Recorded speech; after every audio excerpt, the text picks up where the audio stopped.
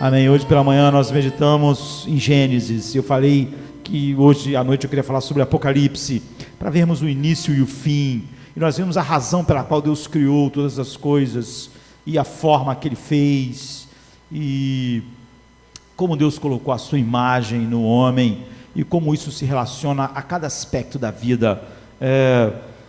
Agora nós queremos ir para o extremo oposto, né, e o fim. Nós vamos ver que fala sobre a mesma coisa, nos leva ao mesmo lugar. E Martim Lutero, ele dizia: olha, há 2 dias no meu calendário, não há muitos dias, há só este dia e aquele grande dia. Eu sempre vivo à luz daquele grande dia no dia de hoje. Todos os outros dias são meros detalhes. Então a gente vai meditar em Apocalipse 4, mas antes eu queria ler para os irmãos 1 João 3,12, que diz: amados, agora nós somos filhos de Deus, e ainda não é manifestado o que havemos de ser, mas sabemos que quando Ele se manifestar, seremos semelhantes a Ele, porque assim como é, nós o veremos. Certa vez Agostinho apresentou uma argumentação para aqueles que se dizem filhos de Deus, e na argumentação dele é Deus falando com você, não é? É você imaginar Deus falando com você, e Deus diz assim: vou fazer um trato com você. Isso é uma linguagem bem mais informal, né? Agostinho não escreveu exatamente com essa linguagem tão informal. Vou fazer um trato com você, isto é, se você aceitar, vou lhe dar qualquer coisa e tudo o que você me pedir: prazer, poder, honra, saúde, liberdade e até mesmo paz de espírito, e uma boa consciência não acusadora. Nada disso será tido como pecado, nada ser-lhe-á proibido, e também nada ficará longe do seu alcance. Tudo será possível a você. Você nunca será aborrecido e jamais morrerá, mas com uma condição: você nunca verá a minha face. Então você vê, a primeira parte de tudo que Agostinho estava dizendo, que Deus estava dizendo, não é? Nisso que Agostinho escreveu, parece uma proposta irrecusável. Quando a gente vai ouvindo, não é verdade que existe dentro de nós um anseio, uma sede, não é? De amar, e num mundo em que flua somente amor, e viver uma vida prazerosa e não sermos perturbados por uma consciência acusadora que o pecado nos trouxe, num estilo de vida cheio de prazer, sem fim. E então, quando nós estamos concordando com o que Agostinho está dizendo, com o que Deus está dizendo, né? Nós ouvimos a frase final: mas tem uma condição, você nunca vai ver minha face. E nós pensamos: nunca, assim, jamais, nunca ver a imagem de Deus. Nós meditamos hoje sobre grandes implicações de termos sido criados à imagem de Deus, mas nunca vermos de fato a imagem de Deus, nunca por toda a eternidade contemplar então Cristo, contemplar a presença de aquilo que João disse: agora nós somos filhos de Deus, mas não sabemos o que havemos de ser, porque quando nós o vermos, quando a gente vê a sua face, a visão beatífica, nós seremos contemplados. Não, vocês nunca vão ter a visão beatífica. Nesse ponto, a pergunta de Agostinho é o seguinte: isso perde todo o apelo para você? Você fica totalmente desinteressado em toda aquela proposta? Você pode pensar, na cabeça de muitas pessoas, podem passar pensamentos como raios, né, em fração de segundos. Como isso testa o nosso coração? Nós temos um profundo desejo de ver Deus, de ver a face de Cristo, onde a gente vê a perfeição da revelação de Deus, o próprio Deus, ou isso leva a gente a perceber que nós não entendemos o que de especial Agostinho queria propor para nós, porque pode levantar a pergunta a alguém e dizer assim: olha, eu não quero ser indelicado ou reverente, mas por que, Agostinho, essa volta toda? Por que este ar de mistério sobre eu quero ver Jesus? Eu quero ver Jesus, mas vê-lo eternamente, vê-lo para sempre. Apocalipse é um livro que nos aponta para algo que a Bíblia toda aponta, mas infelizmente as pessoas que não vão para o Apocalipse, elas estão totalmente perdidas, né? Muitas pessoas estão em Apocalipse tentando descobrir quando vai ser o fim. Mesmo Jesus na terra tendo dito, ninguém sabe, nem os anjos, nem nenhum homem. Infelizmente, quase todo mundo que está ali olhando para o Apocalipse quer decifrar, tipo assim, o cara acha que ele vai decifrar um código, um código secreto para ele saber quando vai ser o tempo do fim. As pessoas não param para pensar nem como isso é totalmente inútil para as pessoas que receberam a carta contendo o Apocalipse. Aquelas pessoas estavam sendo devoradas por leões, aquelas pessoas estavam sendo crucificadas, aquelas pessoas estavam sendo feitas tochas humanas para iluminar cidades, aquelas pessoas estavam tendo, com elas vivas, estava sendo feito furo no seu crânio e derramando chumbo derretido no crânio delas. Que utilidade teria elas receberem um livro para tentar decifrar códigos futuros de quantos milhares de anos depois? Além de Jesus dizer que isso está totalmente fora do alcance do homem e dos anjos, que é algo que só Deus que determinou, sabe, que decretou, sabe, em como isso ia ajudar aquelas pessoas. É óbvio que o Apocalipse foi escrito para aquelas pessoas que estavam sobre essa aflição e perseguição enorme, e ele foi escrito para que essas pessoas tivessem paz em Deus, com chumbo sendo derramado em seus cérebros, e com elas sendo feito tocha humana, e elas sendo jogadas aos leões. Que tipo de esperança alguém, meia hora antes de ser jogado aos leões, podia ter em tentar ficar decifrando códigos futuros?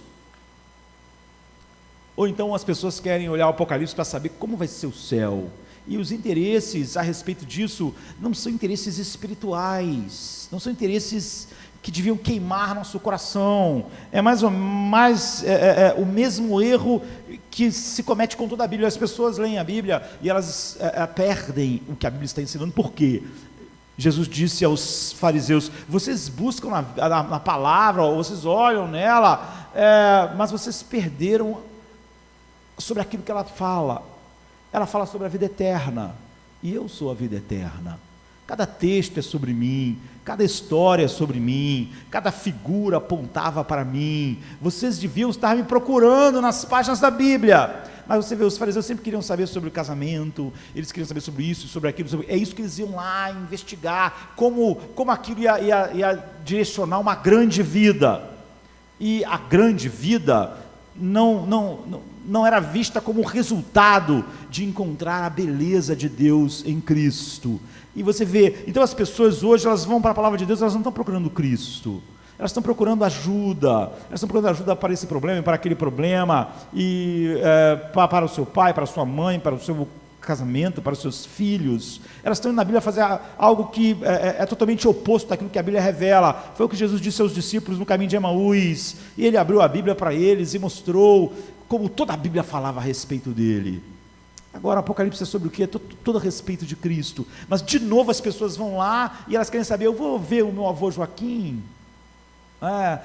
o céu vai ser como, vai ser assim, um assado. Elas, de novo, continuam procurando coisas que elas não deviam estar procurando em nenhum lugar da Bíblia. Elas estão olhando para a eternidade, tristemente, com a mesma visão que elas têm do mundo. Nem aqui nós devíamos estar procurando nada a não ser Cristo na Bíblia. Então você indaga, olha, ver Jesus eternamente, por que Agostinho fala disso como algo tão grande? Paulo diz assim em 2 Tessalonicenses 1,10, no dia em que ele vier para ser glorificado em seus santos e ser admirado em todos os que creem. Ser admirado, ser contemplado, e essas pessoas ficarem extasiadas, admiradas por ver Cristo. Então você vê que Paulo não está falando nada sobre admiração pelos anjos, pelo lugar da habitação, nem pelos nossos novos corpos, nem pela nova criação, que será estonteante, já que a criação caída ainda guarda tanta beleza. A alegria de Paulo não é medida pelo encontro com os demais apóstolos. Ele diz, olha, nós estamos esperando no dia em que ele vier, para que eu possa ver João de novo, ver Pedro de novo, e aí eu me encontrar com Timóteo. Ele não fala nada disso. Ele fala para que ele seja glorificado em seus santos e admirado em todos os que creem. Paulo não fala sobre ver seus queridos, seus parentes. Paulo nem diz se isso vai causar admiração. Paulo nada diz a respeito disso. O que ele diz é o seguinte: nós vamos ficar extasiados quando contemplarmos Cristo.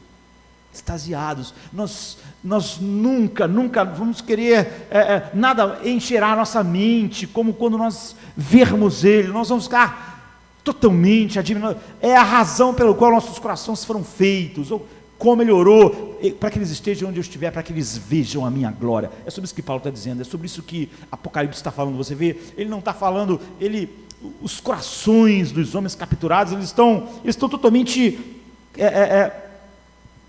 olhando para essa beleza. Então, o que tentamos visualizar em nossos pensamentos hoje, o que tentamos visualizar aqui nesta noite, pensando na beleza de Cristo, na santidade de Cristo, na glória de Cristo, nos atributos de Deus, todos manifestam em Cristo. Aquilo que nós tentamos, através do Espírito habitando em nós, contemplar com os olhos da nossa alma, nós vamos estar vendo aquilo que exige de nós um grande esforço em enxergarmos. Nós vamos estar contemplando livremente o que era apenas um vislumbre, nós vamos ver plenamente, de tal maneira que João diz: por mais que nós conheçamos Cristo, nós vemos como que por um espelho. A gente não vê exatamente como a gente não vê como a gente é visto, a gente não conhece. E esse é João, que andou com Jesus no mundo. Então, como Paulo disse, ficaremos admirados diante da presença de Cristo. É sobre isso. O que causará tanta admiração?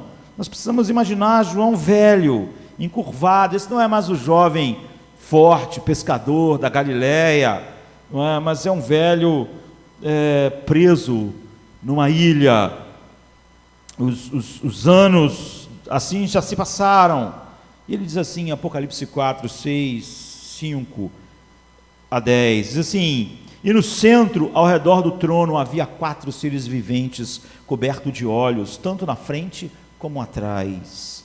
O primeiro ser parecia um leão, o segundo parecia um boi, o terceiro tinha o rosto de um homem, e o quarto parecia uma águia em voo. Ele está falando que parecia, ele está tentando achar coisas na terra que manifestam o que ele está vendo. O que ele está vendo não é exatamente o que tem na terra, então ele está vendo o que mais se parece. Cada um deles tinha 6 asas, e era cheio de olhos, tanto ao redor como por baixo das asas, e dia e noite eles repetem sem cessar: Santo, Santo, Santo é o Senhor, o Deus Todo-Poderoso, que era, que é e que há de vir. Eles estão olhando para Cristo, eles estão extasiados com Cristo, eles estão fazendo aquilo que Paulo falou lá em 1 Tessalonicenses: toda vez que os seres viventes dão glória, honra e graça àquele que está sentado no trono, o que vive para todo sempre, os 24 anciãos se prostram diante daquele que está sentado no trono e adoram aquele que vive para todo sempre. Eles lançam as suas coroas diante do trono e dizem: Tu, Senhor e Deus nosso, és digno de receber a glória, a honra e o poder, porque criaste todas as coisas, e por tua vontade elas existem e foram criadas. Se a gente vai para o capítulo 5, a partir do 1, então diz: então eu vi na mão direita daquele que está sentado no trono um livro em forma de rolo, escrito de ambos os lados e selado com 7 selos. Vi um anjo poderoso proclamando em alta voz: quem é digno de romper os selos e de abrir o livro? Mas não havia ninguém no céu, nem na terra, nem debaixo da terra, que podia abrir o livro, ou sequer olhar para o livro. E eu chorava. Esse livro são os livros dos decretos de Deus. Eu chorava muito, porque não se encontrou ninguém que fosse digno de abrir o livro e de olhar para ele. Então um dos anciãos me disse: não chore, eis que o leão da tribo de Judá, a raiz de Davi, venceu para abrir o livro e os 7 selos. Então eu olhei e vi um cordeiro, que parecia ter estado morto, de pé no centro do trono, cercado pelos 4 seres viventes e pelos anciãos. Ele tinha 7 chifres e 7 olhos, que são os 7 Espíritos de Deus enviados a toda a terra. Ele se aproximou e recebeu o livro da mão direita daquele que está sentado no trono. Ao recebê-lo, os 4 seres viventes e os 24 anciões prostraram-se diante do cordeiro. Cada um deles tinha uma harpa e taças de ouro cheias de incenso, que são as orações dos santos. E eles cantavam um cântico novo: tu és digno de receber o livro e de abrir os seus selos, pois foste morto, e com o teu sangue compraste para Deus homens de toda tribo, língua, povo e nação. Tu os constituíste reino e sacerdotes para o nosso Deus, e eles reinarão sobre a terra. Então, João está tentando passar para nós o que é o céu, o que é a eternidade. Você vê, não está falando sobre, eu vi a mamãe, não está falando sobre essas coisas, né? Ele está falando sobre o céu, ele está falando sobre aquilo que, a razão pela qual todas as coisas foram criadas, chegando à sua consumação. E agora, de imediato, as pessoas podem perguntar, olha, e como isso pode ter uma ajuda prática? Porque as pessoas sempre estão pensando assim, não é? Em vez da beleza em si, que por si só, não é, enche nosso coração de gozo, as pessoas estão pensando, como isso pode ser prático para a minha vida? Muitas das vezes, em algumas histórias, tem todo um evento acontecendo no universo, e às vezes lá no final da história, alguns filmes são assim, filmes de ficção, quando a história está acabando, se descobre que todo aquele evento aconteceu num universo que está debaixo de uma folha, num jardim, numa praça, sabe, como se todo o nosso universo tivesse assim. Eu acho que, não sei se é assim, eu acho que um dos filmes, por exemplo, de MIB, quando acaba, todo o universo são umas crianças jogando, crianças não, uns alienígenas lá, jogando uma bolinha de gude, que na verdade está lá, o universo, sim. Então, você pensa como toda a realidade muda quando você olha para tudo que a gente olha, e isso é só algo ínfimo perto de uma realidade muito maior. Se você vê isso, poxa, esse universo que nós achamos tão grande é só uma coisa tão pequena, perto de uma realidade imensa, então tudo muda para nós. Tudo que é muito importante perde a importância. Tudo que nós achávamos que era importante sobre aquele mundo, sobre aquele universo, perde a importância quando a gente vê a dimensão das coisas, na verdade, que são a realidade. Então, o que a Bíblia está dizendo é o seguinte: bem, se houvesse uma realidade última, sabe, numa escala em que seria, sei lá, um átomo para o Monte Everest, assim, de diferença, imagine como tudo não mudaria, se você tem percepção dessa realidade última. Se isso fosse verdade, que impacto isso teria nas nossas vidas? As bobagens que nós achamos importantes seriam totalmente insignificantes, as coisas que parecem muito significativas e poderosas não serão nada. É por isso que Paulo olhou para tudo que ele era, tudo que ele tinha, todo o seu poder, todo o respeito do mundo, ele disse: isso para mim é lixo, isso para mim é esterco. Ele está olhando para uma realidade tão maior, tudo aquilo que foi tão importante para ele, que dominou o seu coração, que era importante demais, não tinha importância nenhuma. Ou seja, isso vira a nossa vida de cabeça para baixo, isso muda tudo. Paulo diz: olha, o que eu reportava por ganho, agora eu reporto por perda. Tudo mudou, tudo tem uma outra dimensão. É por isso que quando Paulo está pensando nisso, ele, por exemplo, quando diz agora nós conhecemos em parte, mas então nós veremos face a face, você vê, sempre eles estão encantados com essa realidade última, toda centralizada no Cordeiro de Deus. Nenhum deles está falando sobre papai, mamãe, e titio, e vovô, que vai encontrar um dia. Você não vai encontrar isso na Bíblia, não é? O céu, as imagens, todas as coisas estão centradas na coisa mais preciosa, diante da qual você não procura um cisco voando no universo, no sistema solar, quando você está diante do sol. Então, é sobre isso que o livro de Apocalipse ele tenta nos mostrar essa realidade final, diante da qual tudo muda, tudo está na periferia. Paulo diz: minhas aflições, anos apanhando, preso, isso é uma coisa leve e momentânea diante do que está diante de nós. O que está diante de nós é essa visão final de Cristo para sempre, aquilo que Agostinho estava falando. Se você tivesse tudo isso, mas não pudesse contemplar Cristo, você ainda ia querer? Isso seria algo bom para você? Então nós temos que sair, quando nós entendemos isso, dos pequenos becos da vida, onde estão os nossos trabalhos, dia a dia, onde estão coisas que nós reputamos tão importante, e ver as coisas de um ângulo totalmente diferente, né? Tudo fica pequeno e sem importância.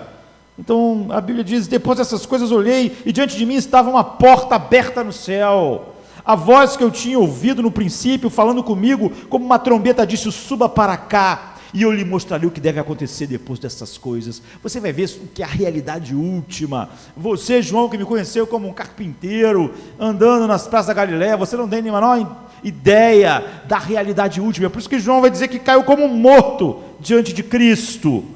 E o que João vê? Ele vê essa realidade final.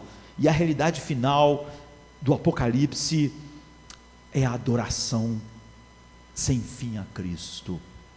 É aquilo para o qual nossos corações foram feitos. É exatamente a resposta à oração de Cristo, para que eles estejam onde eu estiver, para que eles vejam a minha glória inimaginável, sabe, que enche o coração do Deus eterno, Deus Pai, de prazer infinito, enche o coração do Espírito Santo de prazer infinito. O que não fará conosco? É isso, esse é o encanto. Então isso é esmagador. João está falando sobre a realidade última, ele está falando sobre a essência do que acontece no céu, do que é o céu, do que é a eternidade, do que é, quando a Bíblia diz que tudo foi criado por Cristo, por Ele, e sem Ele nada do que foi feito se fez, tudo foi criado para Ele. Então, está mostrando essa realidade final, qual é a essência da vida, para onde a história está indo, como tudo termina, e como tudo começa na eternidade. E eu estava lendo sobre alguns físicos debatendo sobre a teoria de tudo, a teoria final que eles dizem, ou seja, a tentativa de encontrar uma razão para tudo, para todas as coisas. Esse seria a descoberta máxima, o axis mundi, ou seja, é aquilo em torno do qual todo o universo, toda a vida, toda a existência, tudo que existe gira. Eles diziam isso, descobrir isso era descobrir a realidade final. É sobre isso que João está dizendo. Como nós vimos hoje de manhã, as pessoas que são seculares, ou toda a filosofia secular da nossa cultura, eles têm que viver de uma realidade, eles têm que viver de contrabando de valores, porque eles não podem ter valores que sustentam o que o coração humano quer, o que o ser humano tenha valor, que a vida humana tenha dignidade, que ela tenha significado. As teorias humanistas seculares abraçadas, elas dizem o oposto, racionalmente. Poucos realmente dizem: é verdade, a diferença entre um homem e uma pedra é nenhuma, não havia provisão para a pedra existir em nós, e nós estamos indo para o mesmo nada, infinito, de tal maneira que, por exemplo, o maior filósofo talvez da história, Immanuel Kant, ele diz: sem Deus, sem essa realidade última, nós não temos como dizer que nada tem valor, e não temos como dizer que nada é certo e errado, de tal maneira que a vida é um inferno.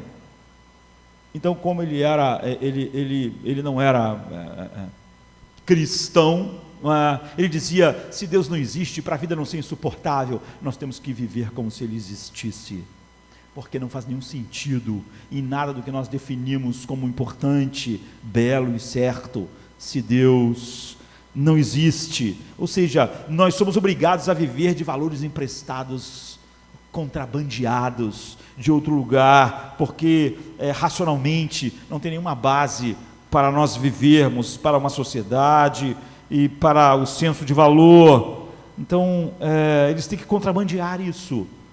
Então o conceito, como a gente viu, de direitos humanos universais, todas as coisas.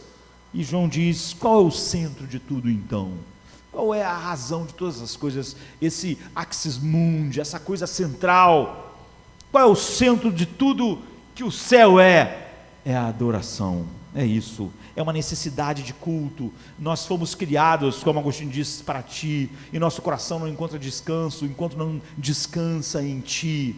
Enquanto nós fomos criados, a gente vive hoje para amar, e se nós não amamos Deus, como a queda quebrou a imagem de Deus, fez de nós ruínas. Então nós começamos a amar tudo, mas nós não podemos parar de amar. Mas todas as coisas que nós amamos estão indo para a morte, estão acabando, de tal maneira que, infelizmente, a gente às vezes vai para a Bíblia tentando encontrar essas coisas, fazer de Deus um meio para essas coisas, o que faz a gente ficar cego à verdade de Deus, e faz às vezes até a gente olhar para a eternidade e pensarmos, mas como é que vai ser a eternidade se não for assim, assim, assim, e a gente quer levar as mesmas coisas e fazer as mesmas perguntas erradas que nós estamos fazendo sobre o tempo. Então João fala que a primeira coisa é essa necessidade de adoração.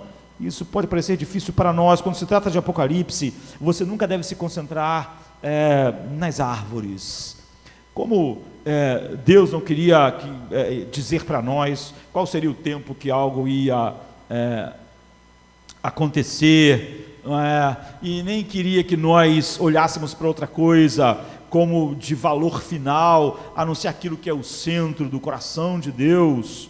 Então, se você se concentrar nas árvores, você se perde. Você é como João e Maria. Se você se concentrar nas árvores, em cada árvore, querer olhar para cada uma delas, daqui a pouco você está perdido na floresta. É por isso que esse é o único livro que Calvino não fez comentário versículo por versículo. Ele disse, você se perde, você se perde. Então, você tem que se concentrar no todo, na floresta. Você tem que contemplar a sua imensidão, a grandiosidade. É isso que ia dar aquelas pessoas que iam ser jogadas aos leões, paz, coragem, alegria. Cristo é o centro, a história é sobre Ele, a história, todos os reinos vão levar até Ele, todos vão por fim adorá-lo. Não importa se Nero está nos jogando aos leões, ele não está no comando da história. É isso que Apocalipse encheu a mente daquelas pessoas.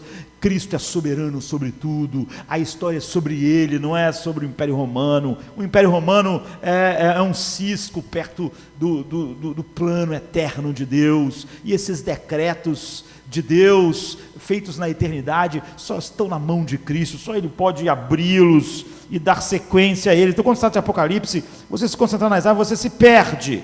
Por exemplo, os 24 anciãos, o que são?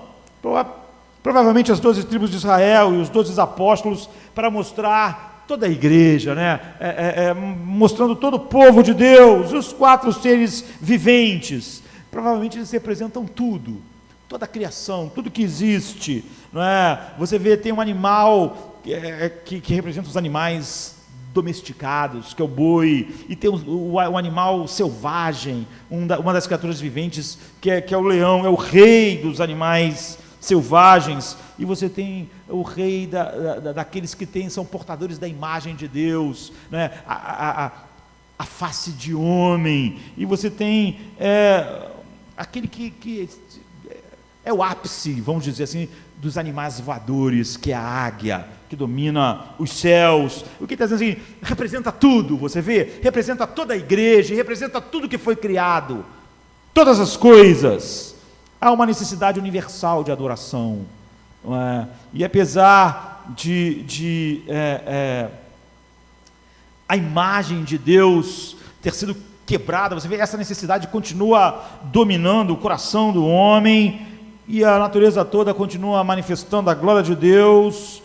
E como nós fomos criados à imagem de Deus, a maneira que nós adoramos a Deus é diferente daquilo que o oceano faz ao adorar a Deus, ou uma girafa. O oceano e a girafa adoram a Deus, sendo que eles foram feitos para ser. Então o oceano está lá, sendo exatamente o que ele foi feito para ser, e ele manifesta então a glória de Deus. E os animais, mas nós sabemos que glorificar é atribuir peso, glória, valor, e se submeter à grandeza de Deus é o design de todo o universo. Ver essa glória e se deleitar nela, de tal maneira que tudo precisa adorar. Tudo precisa adorar. O sol adora, não é? A lua adora, o universo adora, os animais adoram, e de maneira diferente daqueles que são portadores da imagem de Deus, mas tudo adora, de tal maneira que no Salmo 19 diz: os céus declaram a glória de Deus, o firmamento proclama a obra das suas mãos. Um dia fala disso, a outro dia, uma noite revela a outra noite, sem fala, nem palavras, não se ouve a sua voz. Ou seja, não é assim que um dia anuncia a glória de Deus falando, Deus é maravilhoso, Deus é eterno, santo, glória ao Cordeiro. Não é assim, mas sem fala, sem voz, eles anunciam essa beleza final de Deus em Cristo. Ele está dizendo o seguinte: olhe para a beleza da terra, com suas cavernas profundas e seus picos altíssimos, e seus oceanos profundos, e suas praias, e seus corais. Olhe para a beleza das montanhas, para as estrelas, para o mar, para as galáxias, para as supernovas explodindo. Porque eles são tão lindos, diz o salmista. Eles são lindos porque eles estão cantando um cântico da beleza de Deus, da beleza de Cristo. Eles estão tão bonitos porque eles estão fazendo o que eles foram feitos para fazer, só a beleza no mundo. Porque à medida que eles expressam quem Deus é, nós, quando olhamos para eles, nós ficamos deslumbrados com a natureza. Cada um existe dentro do design de Deus. Quando você olhar para cada coisa no mundo, pense, eternamente essas coisas existiram na mente de Deus, antes de elas existirem no tempo. Porque nós, como criadores, durante um tempo, umas coisas não tinham na nossa mente, até que a gente teve um insight, até que de repente a gente teve um pensamento, vou fazer algo. Aí você nunca tinha pensado naquilo, mas eu estou usando um iPad aqui, talvez a maior parte da vida do Steve Jobs, ele nunca pensou no iPad, mas de repente um dia ele pensou no iPad. Mas não é assim com Deus. Deus não aprende nada, não há nunca ocorre nada disso. Como é que eu não pensei nisso antes? Isso nunca acontece com Deus. A mente de Deus cobre todas as coisas perfeitamente, sempre. Nunca há uma nova informação. Portanto, tudo que existe, antes de existir, definitivamente existia na mente de Deus. Quando você olhar para uma borboleta, para qualquer coisa, como esse hino que a gente cantou agora, tão lindo, como a criação manifesta, então eles estão proclamando a glória. Por isso que é tão linda a natureza. Por isso que quando todo ser humano olha para a natureza, sente há uma certa sacralidade na natureza. Quando você vê um pôr do sol, quando você vê, por isso que eles são lindos assim, eles estão adorando. A beleza deles está na adoração. Eles estão declarando a glória de Deus. E quando a gente olha para o ser humano, a gente não sente isso, não é verdade? A gente não sente a mesma coisa quando a gente olha para uma montanha, porque os seres humanos não estão adorando. Eles não estão fazendo aquilo que eles foram feitos para fazer. Eles estão agindo contrário ao seu design, apesar de que eles são obrigados a continuar adorando. Então eles começam a adorar toda sorte de coisas, e o seu coração é capturado por aquilo que não é Deus. Então um homem agora não está fazendo o que as montanhas estão fazendo, o que os cachorros estão fazendo, o que o mar está fazendo, e eles não estão sendo o que foram criados para ser, como toda a criação em torno de nós. Então as únicas coisas realmente feias no mundo, que trazem a dor e todas as coisas para o mundo, é o homem que, sendo adorador, adora tudo menos Deus. Nós não estamos adorando Deus de todo o nosso ser, nem nós estamos mostrando a glória de Deus como devíamos. Nós adoramos Deus nessa noite, mas é óbvio que a nossa adoração foi aceita por causa dos méritos perfeitos de Cristo. Está longe de você falar assim, nesta noite, todo o meu ser explodiu com a beleza de Deus, toda a minha mente, todo o meu entendimento, não ficou nada de fora. Não estamos nos submetendo à grandeza de Deus como nosso Criador, como devia. Tudo deve adorar perfeitamente. Mas vamos nos concentrar nos seres humanos. Então, o que você vê aqui é um culto universal, uma necessidade universal. E porque o homem não está fazendo isso, o homem está adorando de outras formas, todas as coisas. Deixa eu dar um exemplo, até para nós dimensionarmos quanto mais nossa adoração deve ser. Deixa eu dar um exemplo. Por exemplo, aqui está um fã de futebol. Você vai ver o que é adoração. Um fã de futebol, ele não vê só um jogo de futebol. Domingo tem um jogo de futebol. Na quarta-feira tem um jogo de futebol. Não é assim. Um fã de futebol não é assim. O fã de futebol, ele passa toda a semana pensando no futebol. Ele fica vendo o treino. Ele fica vendo se alguém vai ser contratado.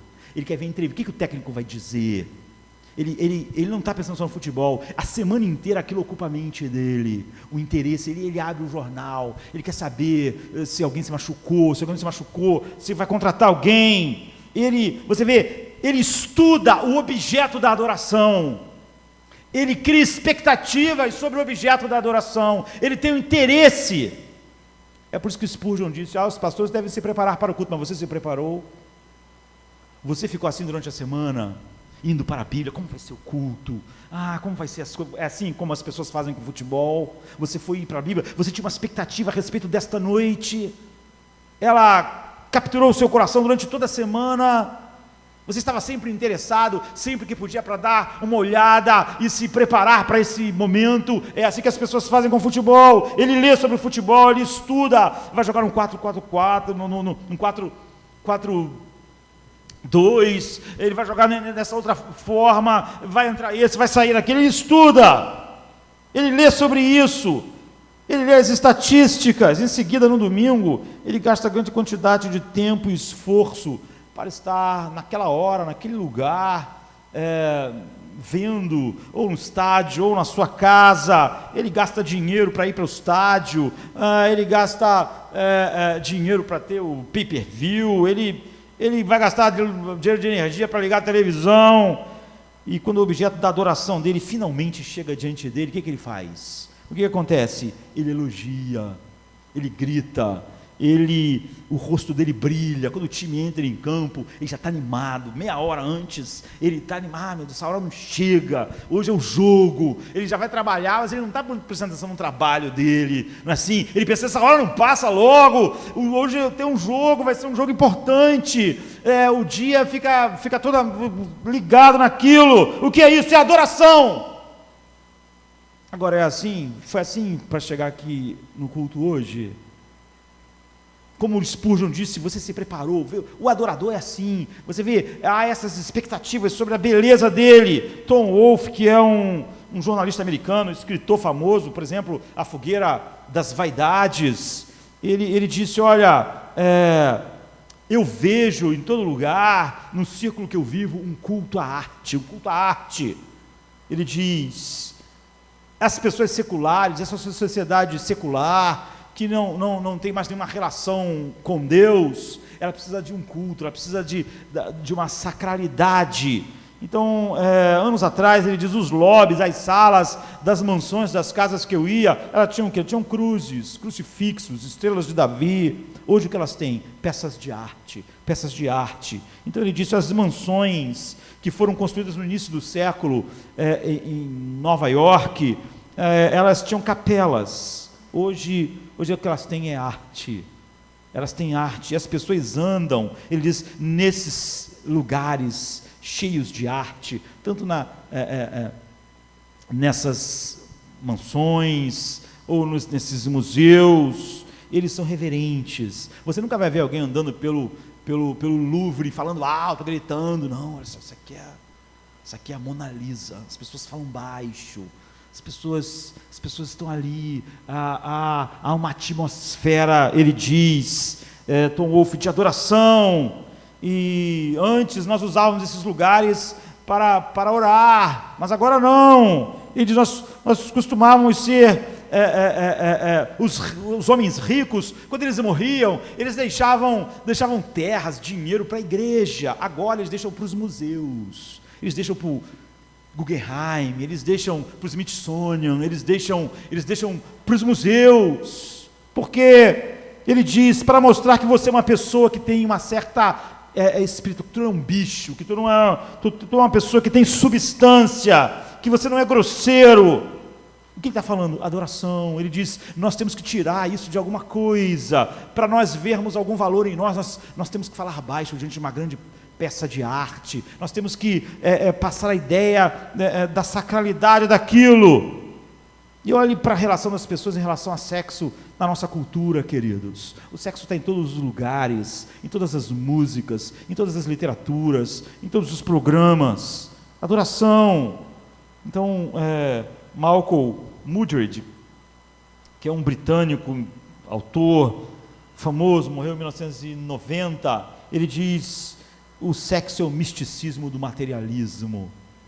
é o misticismo do materialismo, virou o nosso culto. E por quê? Porque o ser humano não pode viver assim. Em todos os lugares você vê essa expressão de culto. Ninguém quer, sequer que as pessoas imaginem o quão obcecado às vezes ele é por sexo, mas ele disse, para onde a pessoa vai quando está entediada? Ele vai para a pornografia. Para onde ele vai quando ele está desanimado? O que ele acha que vai fazer? Ele vai consumir pornografia, porque isso é o coração do homem que foi feito para orar, tentando encontrar uma imagem particular em que dê a ele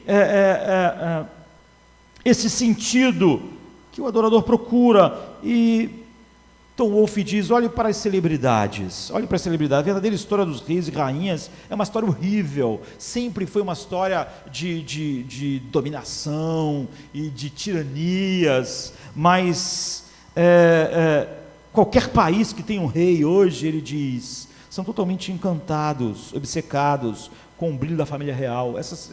Ontem mesmo eu estava vendo, vai casar o neto da rainha Elizabeth agora, né, em Windsor, um castelo que é mais velho que o Brasil, assim, tem uns 800 anos.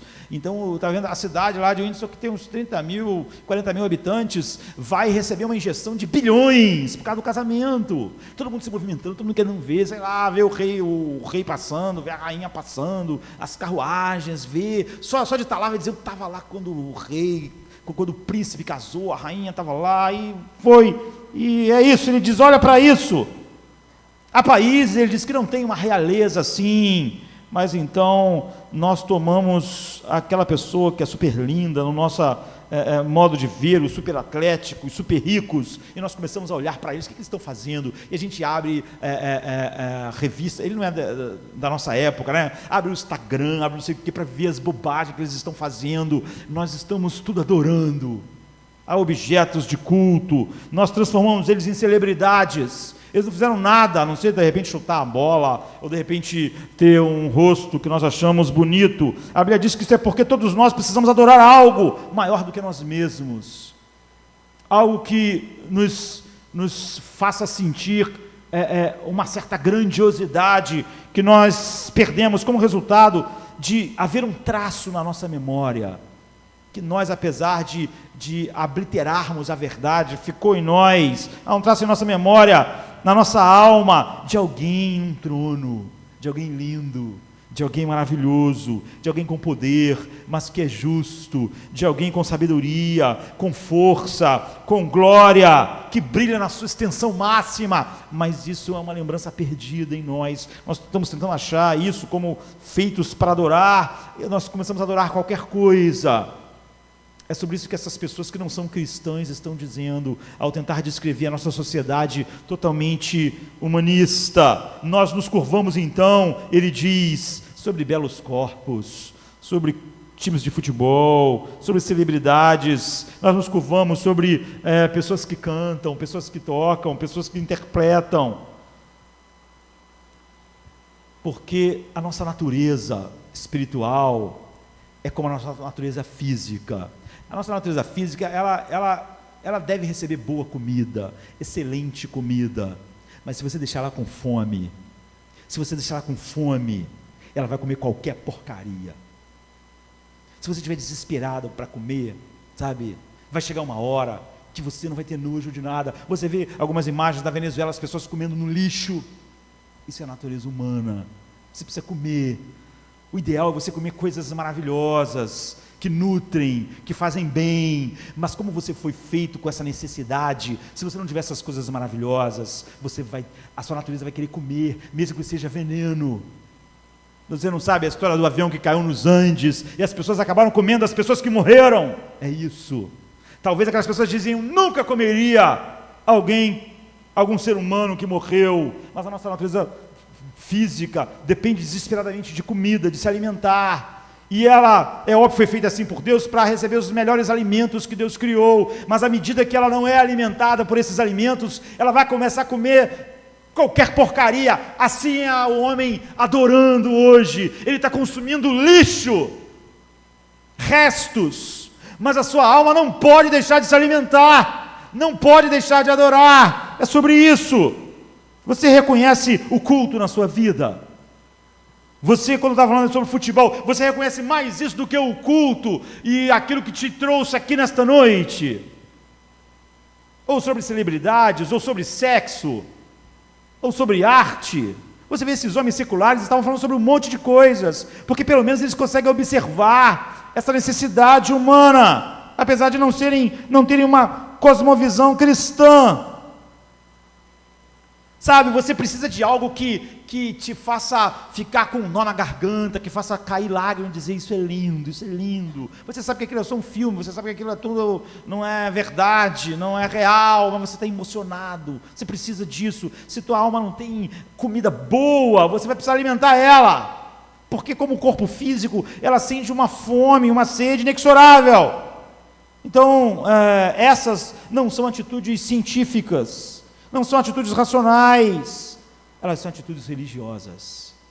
Elas são uma fome, uma sede que precisa ser alimentado em nós, de algo maior do que nós, de algo que nos faça sentir que nós não somos tão pequenos e insignificantes. Há uma necessidade universal de adoração, e isso que João viu no céu, ele percebeu que nós fomos criados para isso. Essa coisa que orienta nossas vidas, é o centro das nossas vidas, o Oxys Mundi.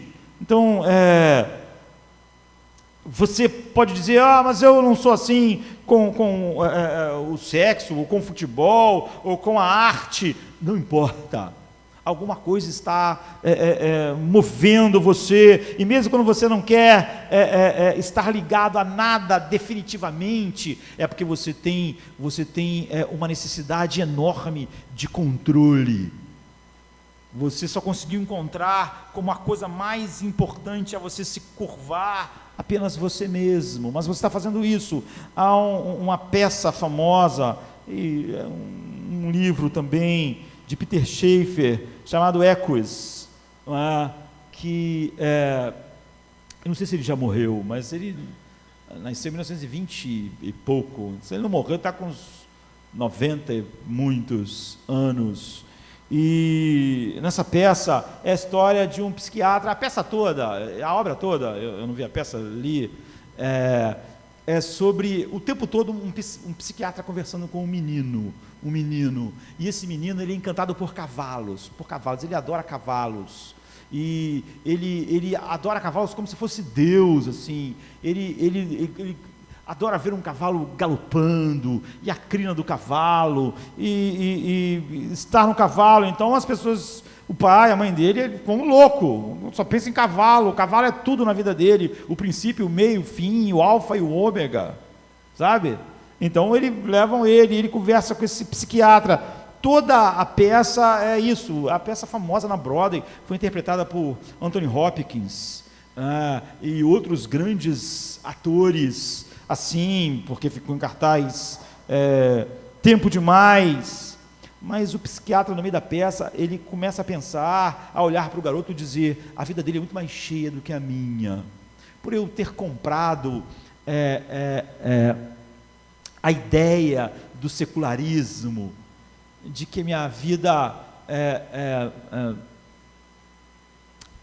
veio do nada, está indo para o nada. Eu acabei me voltando para mim mesmo, de tal maneira que a minha vida ficou muito pequena, ficou tudo mesquinha, e esse eu que sou são, tem uma vida muito menor do que desse garoto, que apesar de ser algo totalmente fora da curva, ele ter essa coisa com os cavalos, isso faz a vida dele ser grande, ele fica animado, ele pensa nisso, e a vida dele se enche de um certo sentido e alegria que eu não tenho na minha vida.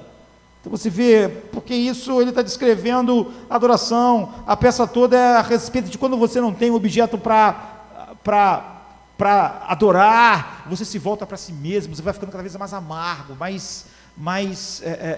um murmúrio sem fim, porque você não consegue ver coisas maiores do que você mesmo, e você está secando em vida, porque sua alma está ficando cada vez mais faminta, e você acaba consumindo a si mesmo, em autoabsorção. Então é sobre isso.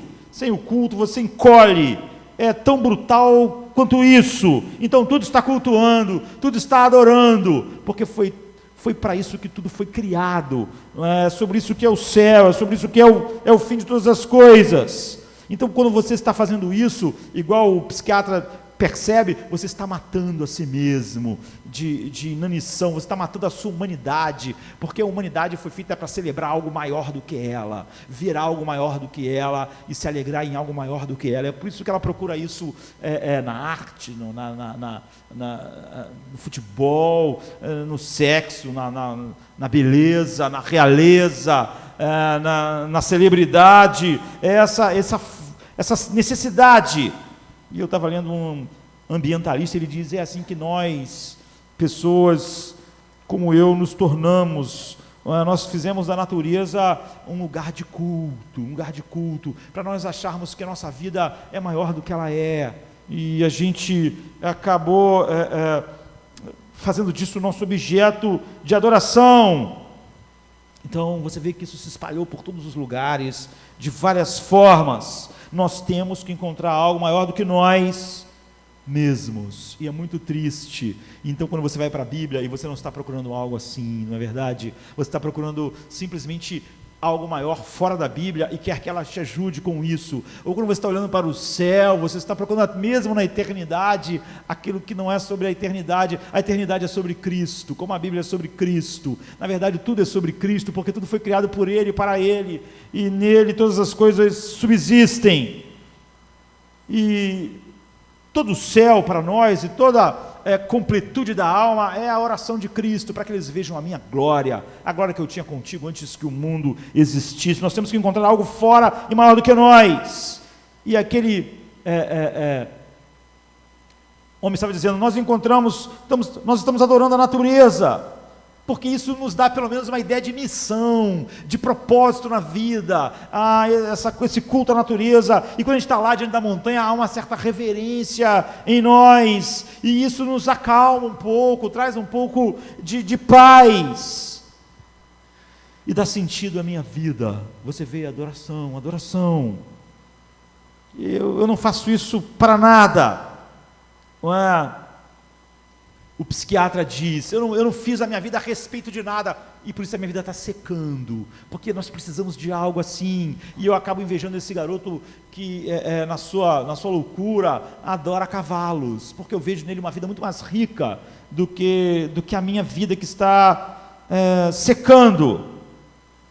Então, quando você não está glorificando nada, você está voltado tão para si mesmo, em que tudo murcha, e assim vai ser por fim a eternidade sem Deus, quando tudo mais for tirado como possíveis objetos de adoração. Então o homem vai ter só ele mesmo para consumir, como essa peça de Peter Schiffer diz, e o homem volta para si mesmo, e ele vai se alimentando de si mesmo, perdendo totalmente a sua humanidade, aquilo que faz ele ter valor e propósito. Então, sexo, ambição, dinheiro, entretenimento, arte, todas as coisas. E como eu disse, acho que na quinta-feira, as pessoas às vezes ficam confusas, como Deus está sempre na Bíblia dizendo, louve-me, olhe para a minha glória, contemple a minha glória. Nós vimos como C.S. Lewis, a princípio, disse, eu não entendia isso, mas depois eu entendi que quando a gente olha algo maior do que nós, e nós expressamos isso, a nossa alegria se completa. Ela encontra o ápice. Agora imagine quando você estiver diante daquilo para o qual você foi feito. É por isso que Paulo diz para que nós contemplemos. É por isso que quando Paulo está pensando nisso, não está pensando no papai, no vovô, no titio, em alguém. Ele não está pensando como vai ser assim, como vai ser assado. Ele diz para ser glorificado nos seus santos e admirado em todos aqueles que creem. E João está dizendo, nós vamos contemplá-lo. É sobre isso que é o Apocalipse. Sabe, a completude da alegria é a adoração verdadeira da contemplação, da razão para a qual nós fomos criados, quando isso se expressa em adoração. Então, qual é a maneira de adorar? se nós vamos adorar, se está todo mundo adorando. Você vê que nessa imagem do céu, e todas as imagens do céu são assim, não é? São um louvor corporativo. Você vê que você tem louvor, você tem elogios, você tem ações de graças, você tem confissão quando João chora, porque ninguém é digno. Você tem a confissão da pequenez de todas as coisas. Você vê, não é só que no céu ninguém é digno porque nós somos homens, não, ninguém no céu é digno, ninguém, nem Miguel, nem os serafins, nem os querubins que nunca pecaram, não é digno, não tem a glória, não tem o peso, não tem o valor para ser o centro da história.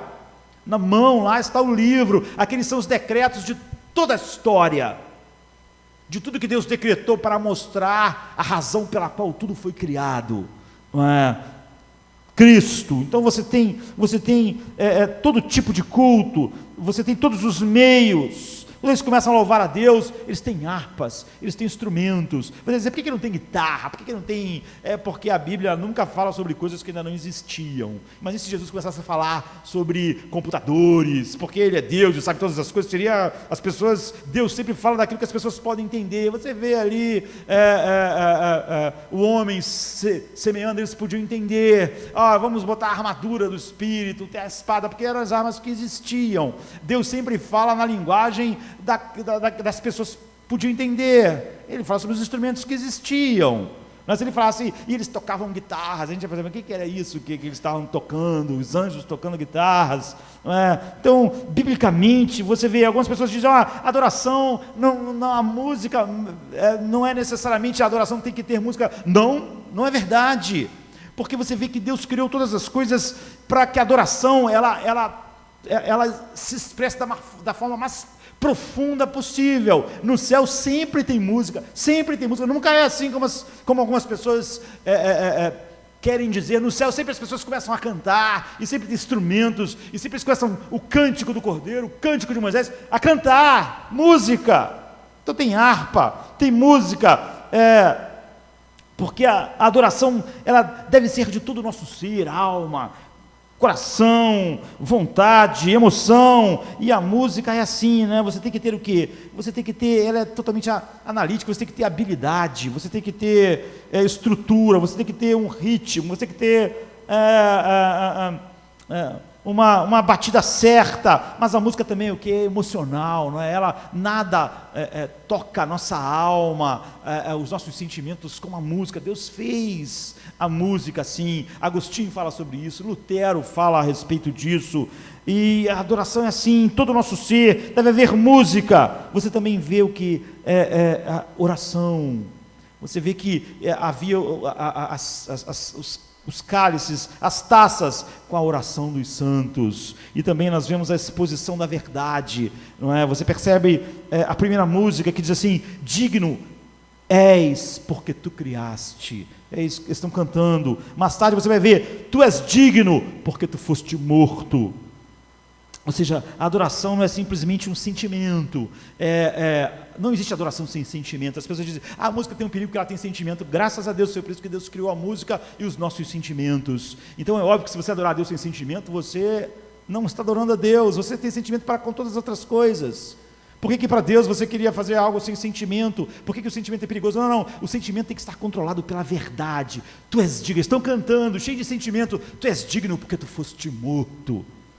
Tu és digno. E eles começam a dizer as razões, a verdade fluindo ali, porque tu criaste todas as coisas e por tua causa elas vieram a existir.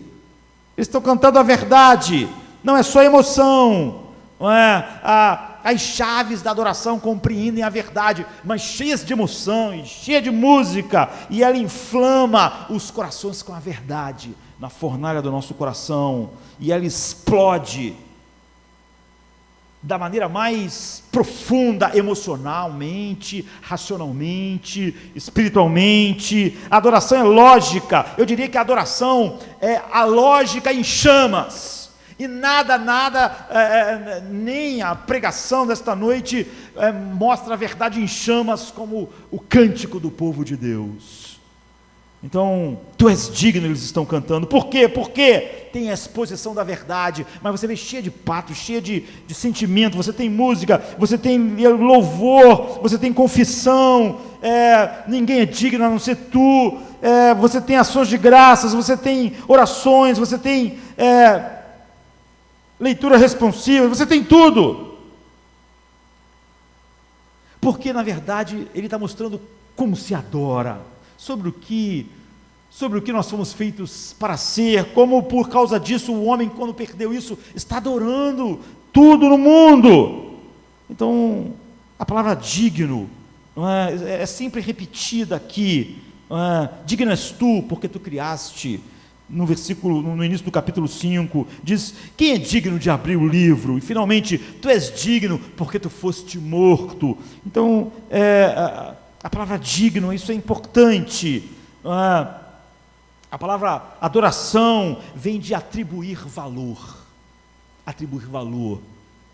peso. Por isso que fala de glória, é um termo quase econômico, de você olhar para algo e dizer: isso é muito valioso, isso é incrível, só de a gente estar perto disso, ou a gente poder tocar isso, ou a gente poder ver isso.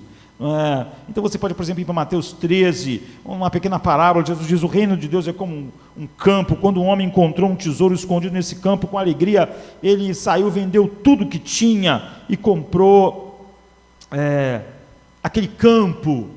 Você vê, antes ele via aquele campo e ele não tinha valor. Se falasse para ele assim: esse campo aqui custa R$200.000, ele diria: isso é tudo que eu tenho, isso é tudo que eu guardei, eu não vou dar esse dinheiro nesse campo, ele não vale isso. Mas quando ele viu o tesouro, que é o reino de Deus, o centro do reino de Deus, é sobre isso que ele está dizendo, né? Esse homem pegou tudo que tinha, ele disse: tudo que eu tenho não é nada. Você vê, ele fez uma valorização daquilo que ele viu, e ele viu tudo que ele tinha, olhou para aquilo e disse: eu vou entregar isso tudo, porque isso tudo aqui nem chega perto do tesouro. Adoração é isso, é você fazer esse cálculo, não é? Então, por isso que fala toda hora digno, é digno, porque é quase um termo assim, econômico, nada é igual. Por isso que Paulo diz: perto disso, todas as coisas para mim é lixo. Ele fez isso é adoração. Ele comparou tudo que o mundo é, tudo que o mundo tem, e pensou: qual o valor disso perto disso? Isso aqui é digno, isso aqui é um lixo, isso aqui é um lixo. E Paulo não tinha falado sobre vida de pecado, ele tinha falado sobre as coisas mais dignas aos olhos dos homens, respeitáveis. Ele diz: não, isso aqui, ele não falou que era lixo, ele falou que era esterco, né? Então, adorar é adicionar, ver esse valor infinito de Deus, e isso incendiar a sua vida, e você pode descobrir se você realmente adora a Deus. Esse texto nos diz sobre isso, né? Aqui tem pistas de se você é um verdadeiro adorador ou não. Por exemplo, ele diz que todos os que adoravam a Deus de verdade, ele está faltando uma cena de verdadeira adoração, eles tiraram as suas coroas e diante dele. Esse é o primeiro sinal de que você sabe que você está adorando. Você lança a sua coroa. Isso é inevitável, sabe? Você pode pensar, sobretudo, o que você adora, você dá o controle da sua vida, te controla. Isso significa que você tem adorado, se você realmente vê o valor de Deus, e você então entrega qualquer coisa por causa desse valor. Nada é negociável diante disso. Você vai abrir mão do controle da sua vida diante daquilo que é mais importante para você. Você faz isso. Proeminente. Por isso que tem gente que diz assim: não tem tempo de orar, não tem tempo disso, mas ele tem tempo de fazer sexo, ele tem tempo de ganhar dinheiro, ele tem tempo para tudo que ele quer. Tem tempo. Você já viu alguém sem tempo para casar? Eu não casei porque não tive tempo, sabe? Eu trabalho tanto, não tenho tempo para nada. Então eu nunca nem pude pensar em casamento, eu nunca nem pensei em sexo, eu nunca pensei em nada na vida porque eu só trabalho. Mentira, não é? Porque você entrega a coroa para aquilo que é mais importante, aquilo que você adora. Então você organiza a sua vida em torno daquilo. Tudo vai funcionar para que aquilo seja uma realidade. Então, Alguém pode dizer, esse é o problema, o pastor está falando, eu sabia que isso ia acabar falando de adoração, em falar a gente no controle da nossa vida, mas você não vê? Sempre é assim, o que você adora controla você entregou a coroa a alguma coisa, porque isso é adoração, e é assim que você sabe se você realmente adora a Deus, porque se você veio aqui nesta noite, cantou alguns hinos, ou canta na sua casa, leu alguns textos, mas o controle da sua vida não é dele, não é ele que você está adorando, mas é aquilo que controla a sua vida, em torno do qual a sua vida foi construída, em torno do qual o seu tempo é administrado, seu dinheiro é administrado. É assim, é assim. Nós não vivemos num país rico, mas você vê os milhões que se pagam ao jogador de futebol. Por quê? Porque aquilo gera dinheiro, porque todo mundo dá um jeito de consumir aquilo, e é o cinema, e é o entretenimento, é a indústria que mais cresce, porque as pessoas dão um jeito. Elas simplesmente dão um jeito, elas não dizem, não tem tempo para essas coisas, elas dão um jeito, na verdade elas trabalham para aquilo.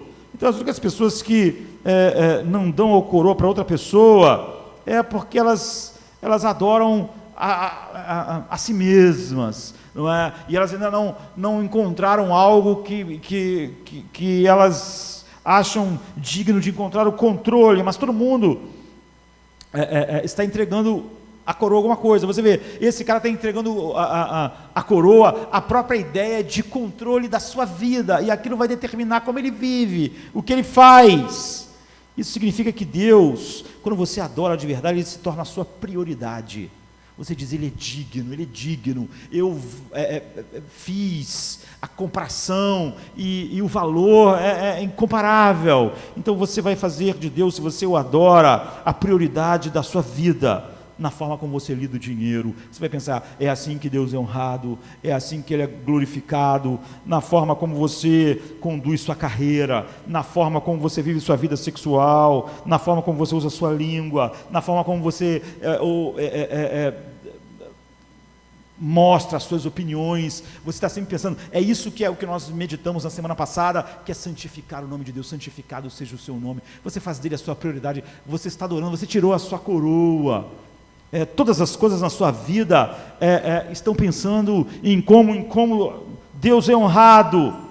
Ele é a prioridade do seu tempo, do seu dinheiro, ele tem a coroa. Você pode dizer assim, mas isso não tem, eu não consigo, mas porque outra coisa tem a coroa. Você está adorando alguma coisa, como a gente viu, arte, beleza, natureza, e para isso é para onde está fluindo o quê? Mais do seu tempo, mais do seu dinheiro, ou o sexo, ou a beleza física. Aí você gasta dinheiro, é assim, alguma coisa tem a coroa, sempre é assim. Você adora a Deus se Ele tem a coroa, se você entregou o controle. Então, quando o homem encontrou o tesouro, ele percebeu que ele tinha algo infinitamente mais valioso do que tudo que ele tinha, de tal maneira que a Bíblia diz que ele foi lá e vendeu tudo que tinha para ficar com o terreno, para ficar com aquele lugar, tudo, porque isso é que envolve a adoração. É sobre isso que João está dizendo. As pessoas que vêm para o culto, algumas vezes, não estão atribuindo valor a Deus, não é verdade? Como eu disse, o cara que pensa no futebol a semana toda. Ele olha o jornal, ele se prepara para o dia do jogo, ele está empolgado. É adoração, queridos, é adoração. E, em segundo lugar, para você saber como você adora a Deus, você é elevado. Como você contempla a maior coisa do mundo, você tem um senso do valor com o qual você foi criado. Tu és digno, porque tu foste morto, e com teu sangue compraste para Deus homens, e você os fez um reino de sacerdotes, ou em alguns lugares, reis e sacerdotes para o nosso Deus, e eles reinarão. Você vê, toda a ideia de valor, de reinar, de sentido, de identidade, flui do que Cristo fez. É isso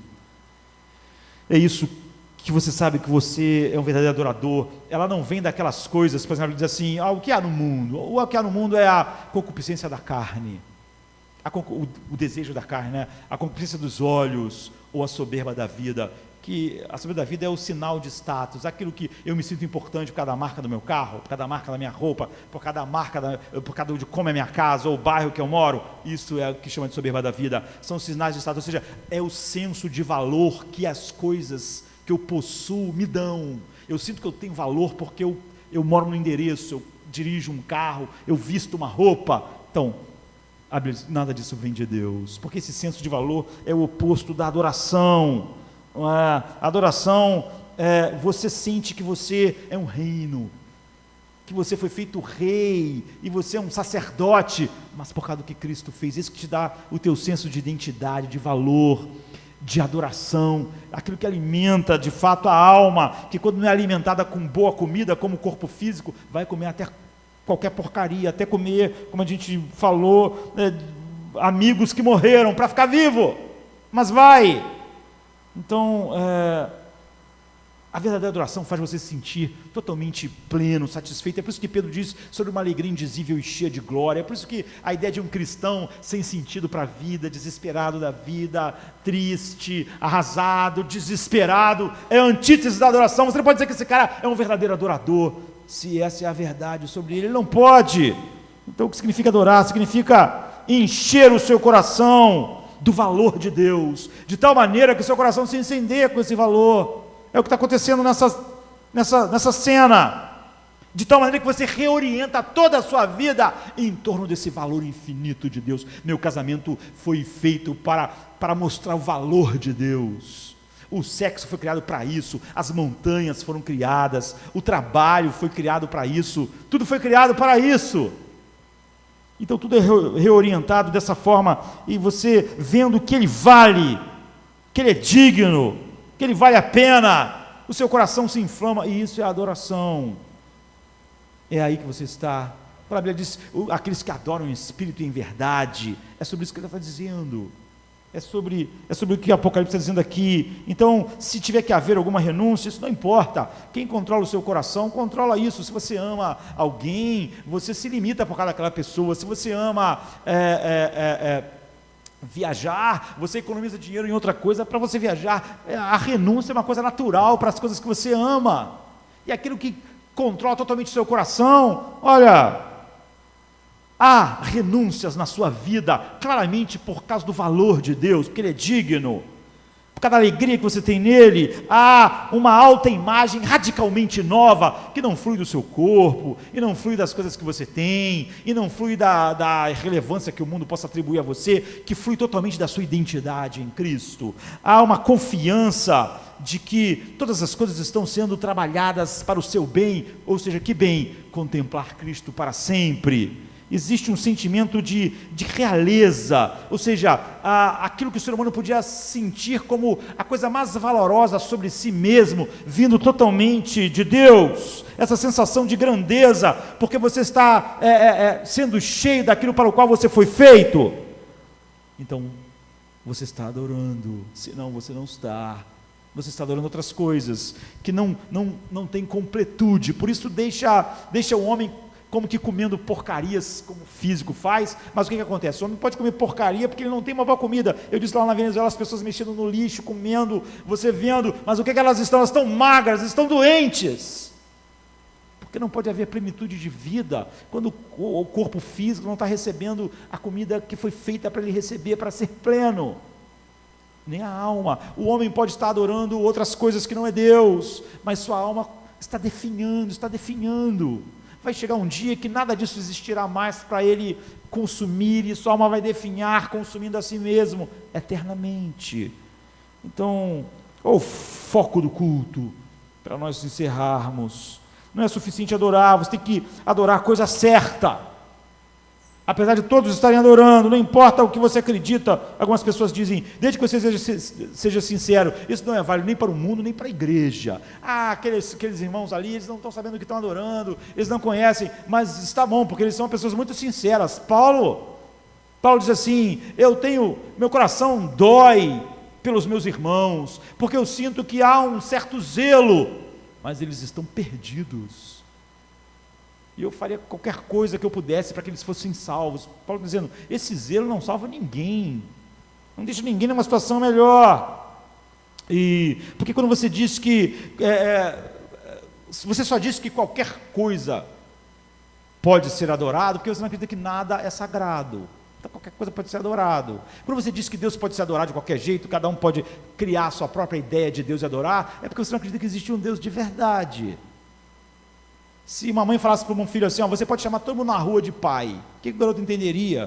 Não tenho pai. Não tenho pai, como é que eu posso chamar todo mundo de pai? Se todo mundo é meu pai, eu não tenho pai. Porque se eu tivesse um pai, eu ia ter um pai só. Se eu posso chamar todas as pessoas que eu conheço de mãe, então quer dizer que eu não tenho mãe. Se qualquer coisa eu posso tomar por sagrado, eu estou dizendo que não existe nada sagrado, nada final. É o desespero final do humanismo. Então, todo mundo sabe que o que nós acreditamos não transforma a realidade. Aquela pessoa ali pode estar sendo muito sincero, no seu evangelho deturpado, ou aquele lado orando, sei lá, uma árvore, mas isso não muda nada, porque a nossa sinceridade não muda a realidade, nem nosso desejo. Você pode beber gasolina pensando, isso aqui vai ser muito bom para mim, isso vai me energizar, isso, eu tenho certeza que isso vai fazer bem a mim, e você bebe a gasolina e ela te mata. Você não pode mudar as coisas por aquilo que você deseja, pelo que você acha. Você não pode mudar a realidade. As nossas crenças não mudam a realidade. Se elas não estão conectadas com a realidade, elas são mortais. Se eu acredito que porque eu acho que determinada coisa pode ser comida, porque eu acredito que isso vai fazer bem para mim, aquilo vai fazer bem para mim, eu vou me matar. Porque isso não muda a realidade. Então, nós temos que encarar essas implicações. Nós não podemos dizer para alguém que está bebendo gasolina, mas eu gosto dessa pessoa, essa pessoa é tão minha amiga, eu acho que aquilo ali também vai fazer bem a ela. É assim que as pessoas fazem com deturpações do evangelho, com heresias. Como as pessoas supostamente gostam das pessoas, elas dizem, mas aquela pessoa ali, pelo menos ela está bebendo gasolina. Eu espero que aquilo faça bem a ela. Eu acho que vai fazer. Porque eu sinto que é uma alegria nela beber gasolina. Se você amasse essa pessoa, você não diria isso, você dizia, que loucura, eu vou pedir essa pessoa beber gasolina, eu vou falar para ela que aquilo é gasolina, eu vou falar para ela que ela achar que aquilo é bom, não vai fazer aquilo bom para ela. Então a Bíblia diz que você tem que adorar aquele que está no trono, e ao Cordeiro, ao único que pode abrir o livro, uma visão correta de quem ele é. E é sobre isso que a Bíblia é sobre isso que você devia procurar em Gênesis, Êxodo, Levítico, e principalmente quando você olha para a eternidade. É por isso que a Bíblia nunca fala sobre a eternidade. As pessoas gostariam que houvesse livros e livros na Bíblia falando sobre tudo que nós vamos fazer, como vamos fazer, mas a Bíblia está concentrada naquilo que é fundamental. A nossa vida está cheia de coisas interessantes, casamento, romance, filhos, amigos, mas não é sobre isso que é a vida. Então vai haver um monte de coisas assim no céu, mas não é sobre isso que é a vida, não é isso que é o centro. A Bíblia está cheia de histórias, as pessoas casam, dão-se em casamento, as pessoas vivem, mas não é sobre isso que é a Bíblia. A Bíblia é sobre Cristo. E é isso que você devia procurar. Quem é digno de receber o poder, a riqueza, a glória? Então no começo do texto diz ninguém, então ele começa a chorar, não pode haver alegria, não é? Se a história não tem um sentido, se ela não está indo para uma direção só, se dá uma razão para todas as coisas existirem, então ninguém é digno. Há apenas duas regras que falam sobre a santidade perfeita, que é amar Deus sobre todas as coisas, com todo o teu coração, com toda a tua alma e com toda a sua força, e que se derrama sobre os outros por terem sido criados à imagem de Deus. Então, por que você deve amar a Deus com todo o seu coração, alma, força? Pelo motivo óbvio, Ele te deu o seu coração, Ele te deu sua alma, Ele te deu sua força, Ele te deu sua mente, é perfeitamente razoável. E Ele criou todas essas coisas em você para encontrar a completude nele. Mas ninguém tem adorado Deus assim, não é? E por isso ninguém tem honrado a imagem de Deus nos outros seres humanos como devia honrar. Então todo mundo sabe no fundo da sua consciência que ninguém na história do mundo jamais fez isso. Então ninguém é digno de tomar o livro, ninguém é digno de tomar os decretos do Pai, porque ninguém, mesmo no céu, é a razão da existência das coisas, é a razão dos decretos. Os decretos não são finalmente sobre mim e você, ou sobre os anjos, ou sobre o céu. Os decretos são sobre Cristo. Então, eu que você pense seriamente sobre o que faz uma pessoa verdadeiramente bela, excelente, admirável e louvável. E você vai ver que todas essas coisas, de uma maneira infinita, só se encontram em Cristo. É por isso que tudo é a respeito dele, é por isso que a cena do céu são cenas de adoração, mesmo quando as taças da ira de Deus são derramadas, o juízo de Deus, chegou o juízo, e a ira de Deus é derramada totalmente, o céu irrompe em louvor. Grandes são as suas obras, ó Deus Todo-Poderoso. Quem não louvará, ó Rei das Nações, porque teus atos de justiça se fizeram manifestos. Porque é sobre isso. Então, pense em como ele é admirável, pense como esses textos estão falando a respeito disso, como é tudo sobre você ter uma visão de Cristo, sobre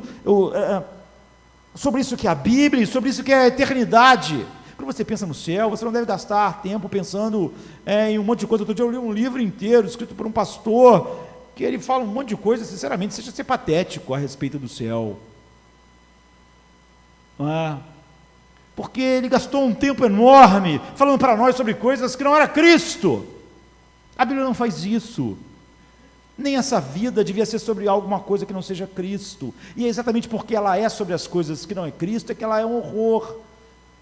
O sexo é sobre sexo, o casamento é sobre casamento, o romance é sobre romance, o dinheiro é sobre dinheiro.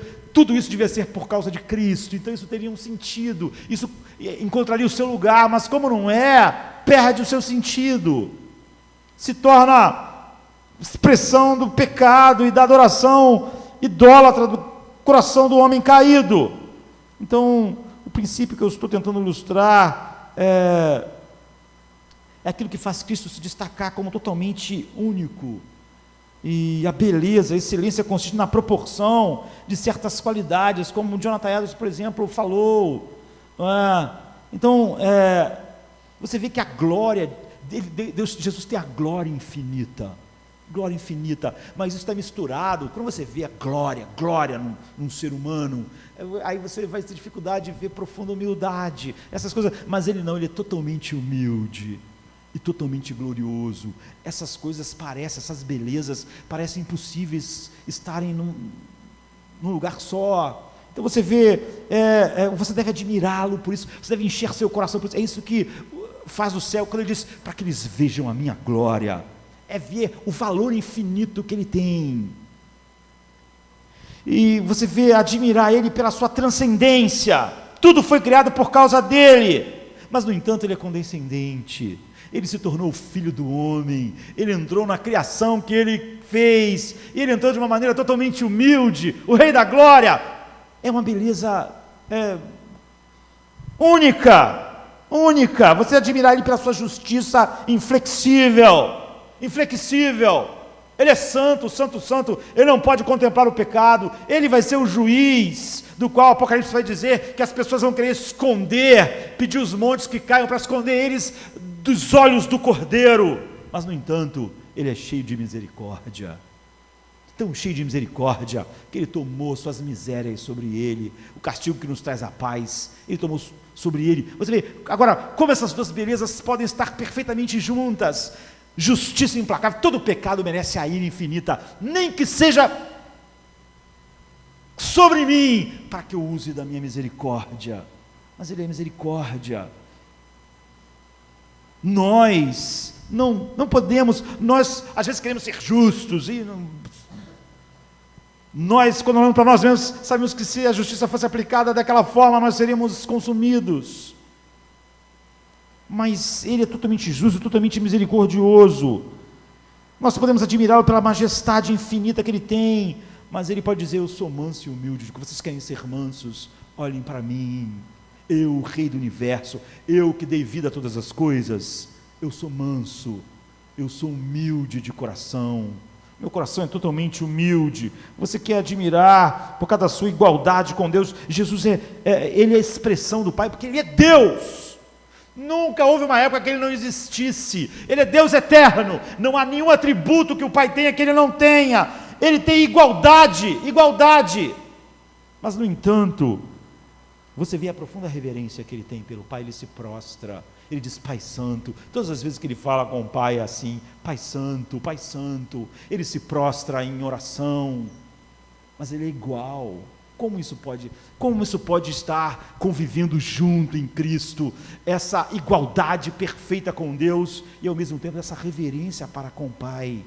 Eu vou fazer a tua vontade, eu vou glorificar o seu nome. Essa beleza, admirar ele porque, você vê, ele é digno de todo bem, ele é o único que é digno, só ele é digno. Trabalhei que você viu na visão aqui, que ninguém podia abrir o livro, ninguém podia, porque só ele é digno.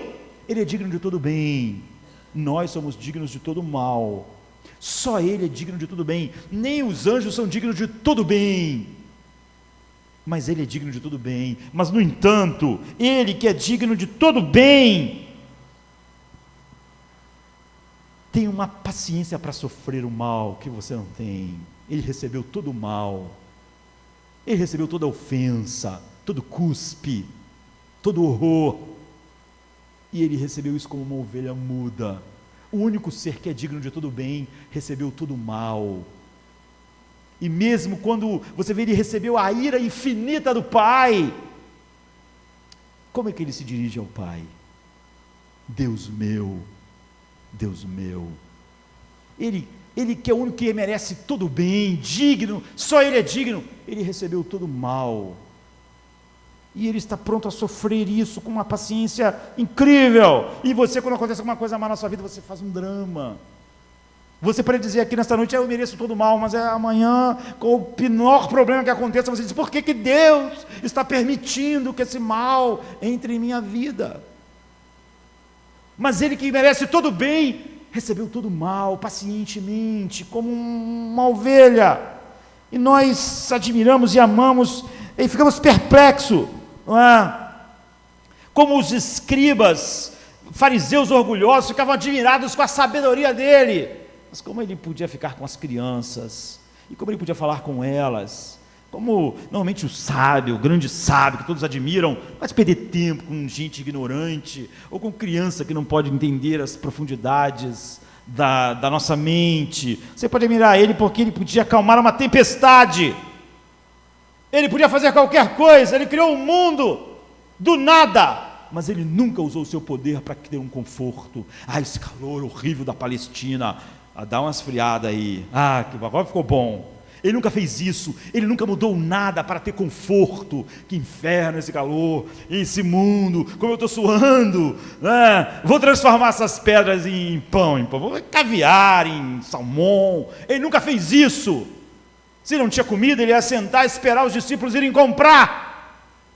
Enquanto isso, ele aproveitava para pregar para uma mulher que ninguém dava valor, para falar sobre ela, sobre a verdadeira água, o verdadeiro pão. A lista podia continuar, se nós tivéssemos tempo. O coração humano foi feito para admirar essas excelências. São essas excelências que o Pai admira. É por isso que o Pai diz, esse é meu filho amado em que eu me comprazo. Eu não me comprazo há 1 ano, 2 anos, 1 milhão de anos, 1 bilhão de anos. Eu me comprazo desde toda a eternidade. É uma beleza que inunda o meu ser. É sobre isso que é o céu. O coração humano foi feito para isso. Ele é o Filho conselheiro, o Deus maravilhoso, o Deus forte, o Pai da eternidade, o Príncipe da paz. Nós podíamos ficar mencionando tantos títulos, porque é a fraqueza da linguagem humana querendo descrever essa beleza. E se o seu coração não está ocupado com ele, então há uma coisa muito errada com o seu coração. Porque só seres caídos, com corações depravados, escravos do pecado, podem olhar. É por isso que Paulo está dizendo, é por isso que Paulo não está pensando no vovô Francisco, no tio Sebastião, na eternidade. Ele está dizendo, nós vamos admirá-lo, nós vamos contemplá-lo. A adoração vai se consumar. João está dizendo, tudo que eu vi nele, vendo ele na Galileia, eu colocava a minha cabeça no peito dele, mas aquilo era uma visão encoberta da sua glória. Nós veremos ele face a face. Nós seremos transformados e nós vamos admirar a sua beleza infinita. Então, se você não ama, é porque você não conhece. Se você não tem essas expectativas, é porque você não viu nada, então não há expectativa do todo. Sabe quando você viu uma parte de um tesouro e alguém diz, mas isso aqui é só um cisco, você está encantado, você está maravilhado com aquele tesouro que você está vendo, uma pessoa dizendo, isso aqui não é nada. O tesouro mesmo, isso aqui é um átomo do tesouro. Então você está olhando para aquele tesouro pensando, como vai ser? É isso que Paulo está fazendo, é isso que João está fazendo, e é isso que o céu agora está fazendo. Então a visão de João, de Jesus, na sala do trono, pensa em tudo que ela envolve. A Bíblia diz que quando ele estava chorando, a Bíblia diz, O ancião disse para ele: não chore, porque eis que o leão da tribo de Judá, a raiz de Davi que venceu, para abrir o livro e desatar os 7 selos, que são os decretos de Deus da história, que apontam para essa beleza infinita. Então Jesus é descrito aqui no texto como um leão. Um leão faz o quê? O leão é forte, o leão é o rei da floresta, faz de todas as coisas presa, ele é selvagem, é majestoso, como a profecia fala sobre ele em Gênesis 49, 9 e 10, mas aí em João 6 acontece algo incrível, porque ele diz isso: não chore, porque o leão da tribo de Judá venceu para abrir o livro. Aí João diz que vira para olhar para o leão, aí ele olha, o que ele vê? Ele vê um cordeiro, queridos. São essas belezas de Cristo que são admiráveis e nossa mente é incapaz de juntar. A Bíblia diz: e entre o trono, os 4 seres viventes, e entre os anciãos eu vi um cordeiro. Ele não viu um leão, eu vi um cordeiro como se tivesse sido morto, mas que estava vivo. Assim, o leão é como um cordeiro. O leão venceu, não chore. Quando eu olhei, eu vi um cordeiro. Cordeiro é um animal mais humilde que existe, ele não tem presas, não é? Ele não tem garras, ele não tem nada. Ele é simplesmente criado, nós usamos a sua pele para fazer roupas e comemos a sua carne. Mas Jesus é um leão como um cordeiro, ele é um cordeiro como um leão, e ele tem o direito de governar todas as coisas, e todas as coisas se completam nele por causa dessa beleza que encheu o coração de Deus durante toda a eternidade. Então observe essas coisas. Ele tem o controle absoluto da história, é o Deus. A Bíblia diz: e eu vi na mão direita daquele que estava sentado no trono um livro escrito por dentro e por fora, selado com 7 selos. Ou seja, tudo estava escrito e tudo estava selado. Esses são os decretos de Deus do que vai acontecer na história, do início ao fim. Você pode ver, o livro está todo escrito, não tem nada para ser escrito lá, não tem uma novidade para acontecer. Deus decretou tudo do início ao fim, toda a história, e tudo está selado. E você vai ver que quando ele abrir o primeiro selo, vai se revelar o cavalo branco saindo para conquistar, falando sobre o espalhar da boa nova a respeito de Cristo no mundo, e assim vai. Nós não podemos olhar tudo isso. A abertura dos selos é o curso da história até o fim do 7º selo. Toda a história é sobre ele, toda a história está definida, toda a história foi decretada, está na mão do Pai que fez esses decretos para o Filho. E então diz assim: e eu vi na mão direita daquele que estava no trono o livro. Deus tem toda a história em suas mãos. Deus não sabe o futuro porque ele é um profeta e pode ver o futuro. Ele sabe o futuro porque ele decretou tudo.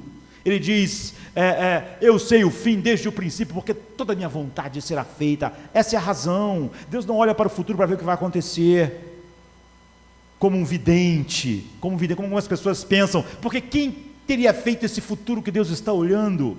Que poder teria criado ele? Em que esse futuro estaria respirando, se movendo e existindo? Deus não sabe o futuro porque ele olha pelo túnel do tempo. Ele sabe o futuro porque ele decretou todas as coisas para manifestar a beleza final do seu Filho. Ele escreveu o roteiro para o que vai acontecer e ninguém pode alterá-lo. Você vê, tudo está escrito, o livro está todo escrito, não tem nenhum espaço para você botar uma partezinha lá, para você escrever alguma coisa. E o livro está selado, e o livro está na mão dele, é a história na sua mão direita. Em seguida, ele falando daquele que estava sentado no trono. Ele tem autoridade para decretar todas as coisas, e todas as coisas serem o que ele falou. Por isso que ele diz: toda a minha vontade será feita, e vai manifestar essa beleza infinita do meu Filho, a integralidade do seu governo, a perfeição dos seus decretos. É o que significa isso. Não há espaço para adições posteriores. Deus nunca teve um pensamento posterior, Deus nunca acrescentou nada nesse livro. Esse livro está lá, todo escrito, do início ao fim, selado.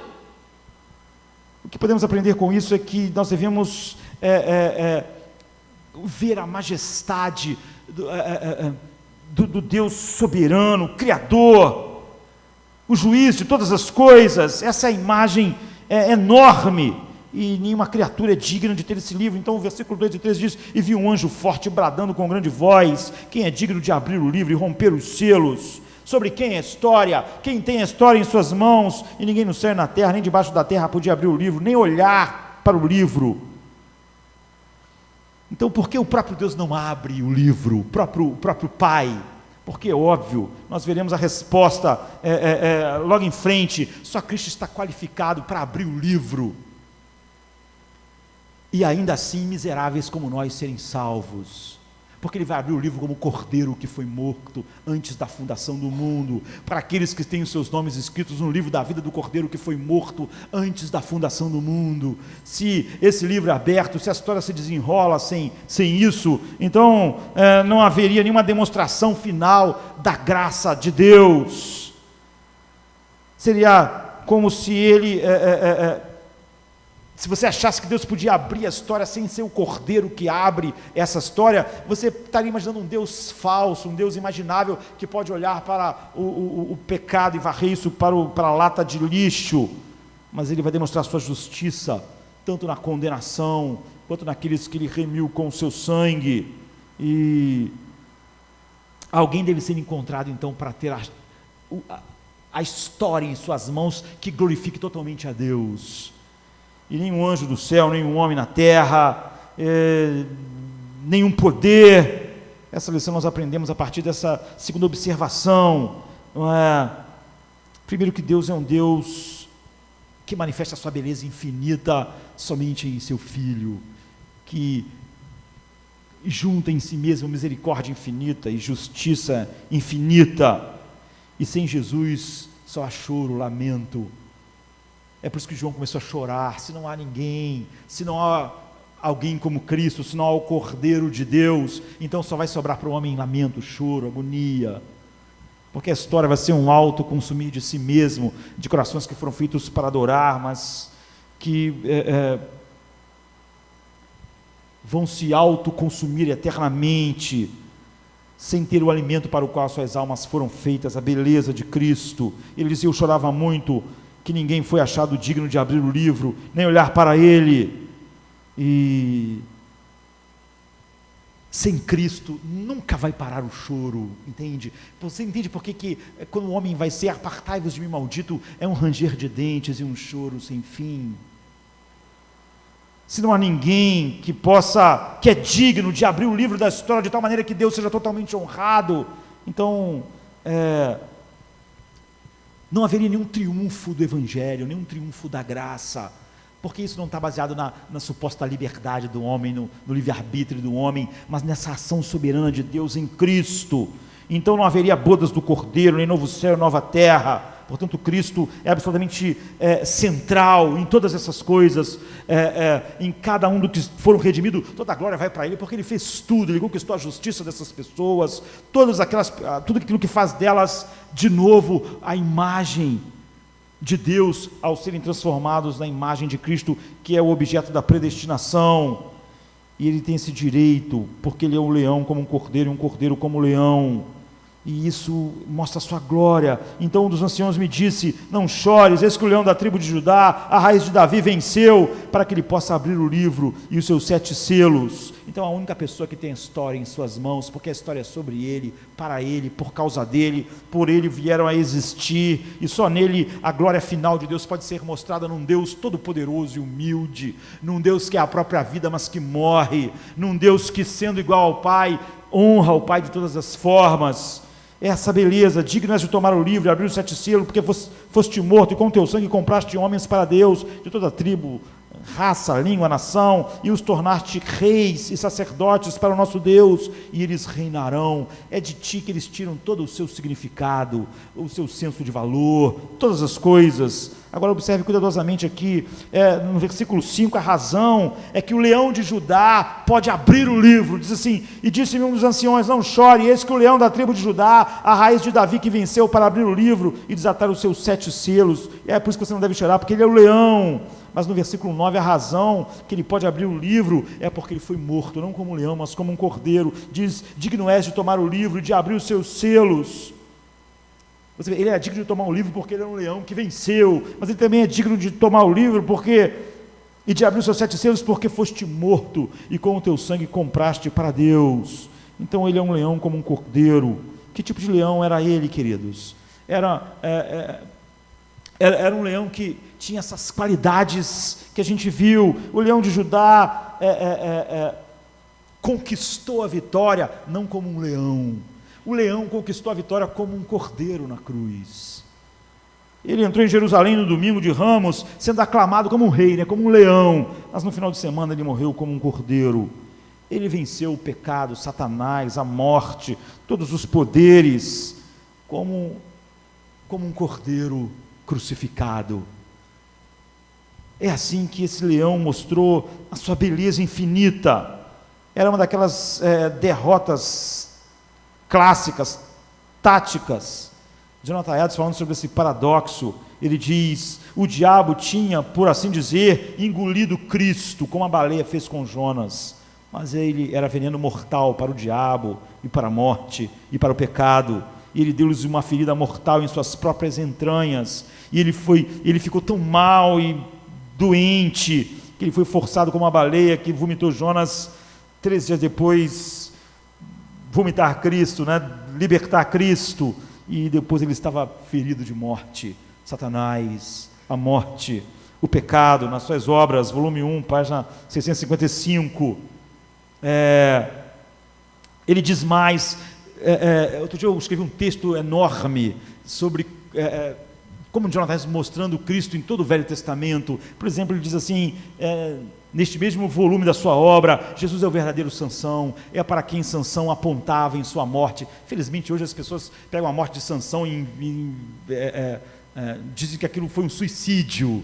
É um horror o que as pessoas podem fazer para se conectar com a nossa cultura. Mas vamos ver alguém que realmente está ligado à palavra de Deus, que não está tentando se conectar com a psicologia secular e com as coisas que foram da mente humana e não de Deus. Ele diz: Sansão, que apontou para Cristo em sua morte, ele como representante do povo de Deus, do povo escolhido de Deus, na sua morte, ao entregar-se à morte, ele puxou para baixo o templo de Dagon e destrói muitos milhares dos seus inimigos, mesmo quando eles estão debochando dele e fazendo dele objeto de escárnio.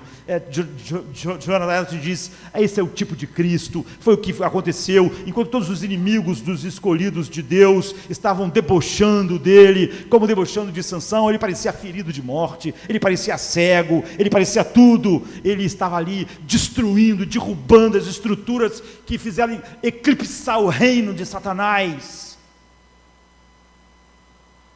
Obras de Jonathan Edwards, volume 1, página 685. Sansão é um leão, ele diz, mas que venceu não como leão, mas como um cordeiro que morreu. Foi na morte de Sansão que ele salvou o povo de Deus dos seus inimigos. Foi assim que Jesus salvou o povo de Deus, salvou se entregando à morte. Um leão que morreu. Assim é com Cristo, ele diz, para quem Sansão apontava, o leão de Judá, a raiz de Davi, venceu o pecado morrendo, salvando o seu povo, como está em Hebreus 1, 3, 1 Coríntios 15, 56, a morte, em 2 Timóteo 1, 10, 1 Coríntios 15, 25, 56, Satanás, Hebreus 2, 14, Colossenses 2, 15, ele fez isso quando ele tomou o rolo em suas mãos como cordeiro que foi morto, por todos aqueles que estavam com seus nomes escritos desde a fundação do mundo no livro da vida do cordeiro que foi morto.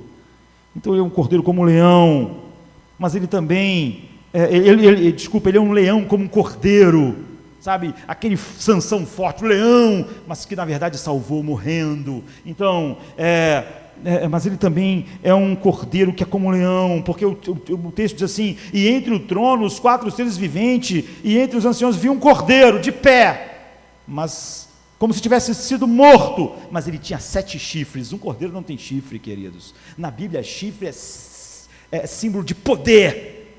Ele não é um cordeiro, ele é um cordeiro como um leão. Da mesma maneira que ele é um leão como um cordeiro, ele é um cordeiro como um leão. Ele tem todo o poder, apesar de, ao olhar para ele, eu vi um cordeiro. Então observe isso. Primeiro observe o cordeiro que está de pé, como se tivesse sido morto, mas ele tem todo o poder. Ele não morreu porque ele não tinha poder ou força. Ele é como Sansão, diz Jonathan Edwards, ele morreu ali parecendo em fraqueza, mas em sua força ele derrubou todas as estruturas daquele reino que oprimia o povo de Deus. Então, ele não é um cordeiro comum, da maneira que ele não é um leão comum, porque ele é um leão como um cordeiro, ele é um cordeiro como um leão. De tal maneira que quando os homens olharem para esse cordeiro e não para o leão, eles vão dizer assim: e diziam aos montes e aos rochedos: cai sobre nós e esconde-nos do rosto daquele que está sentado no trono e da ira do cordeiro de Deus. Então você vê, é um cordeiro cheio de poder, com poder infinito. 7 é o símbolo da perfeição, poder total, irado contra o pecado. E a Bíblia diz assim, como é que ele vence finalmente todas as coisas e mostra isso, diz assim, no capítulo 17, 14, eles vão fazer guerra contra o Cordeiro e o Cordeiro os vencerá, porque o Cordeiro é o Senhor dos senhores e o Rei dos reis. Ele é um Cordeiro como um leão. É isso, sobre isso que é o céu, queridos. É isso que Agostinho estava dizendo. Se isso fosse dado a você, mas você não pudesse ver Cristo, você ia pegar, então você não entendeu o que é o céu. As suas ideias do céu é o vovô Francisco, se lá a gente vai comer rapadura, sei lá, se vai ter doce de leite. Você não está pensando sério, isso não pode ser sério. Olhe para o céu é sobre adoração, porque a vida do homem é sobre adoração, porque o homem foi criado para adoração. O céu é sobre Cristo, Gênesis é sobre Cristo, Êxodo é sobre Cristo, Levítico, Números, Deuteronômio, todos os livros da Bíblia são sobre Cristo, Apocalipse é sobre Cristo, não é enigmas para nós sabermos o futuro. E não é também uma maneira de descobrir como vai ser a minha vida vai ser um deleite final em Cristo, e se lá vai ter todas as coisas muito melhores do que há neste mundo, elas vão ser usadas exatamente de uma maneira que Cristo será totalmente desfrutado e glorificado. Isso é o céu, isso é a visão final é sobre a adoração, sobre Cristo, sobre a razão pela qual nós somos criados à imagem de Deus, para nos deleitarmos para sempre em Cristo, em adoração. É a oração final de Cristo que disse: Pai, para que eles vejam a minha glória, para que eles estejam onde eu estiver. Eles não têm ideia da minha glória, ela é tão grande que daqui a bilhões e bilhões de anos eles não vão ter visto nada ainda, de tal maneira que em qualquer momento na eternidade você vai ver um ancião dizer, igual disse para João: isso é apenas o começo. Isso é apenas, nós vamos sempre por bilhões sem fim de anos, está apenas no começo da visão, da glória que o Pai desfruta no Filho por toda a eternidade. Esse é o céu, é sobre isso que Apocalipse é, mas não só Apocalipse, é sobre isso que a história é sobre isso que a Bíblia é. Esses são os únicos decretos que fluíram do coração de Deus, tudo apontando para Cristo, que é a sua imagem. Vamos ficar de pé. Come to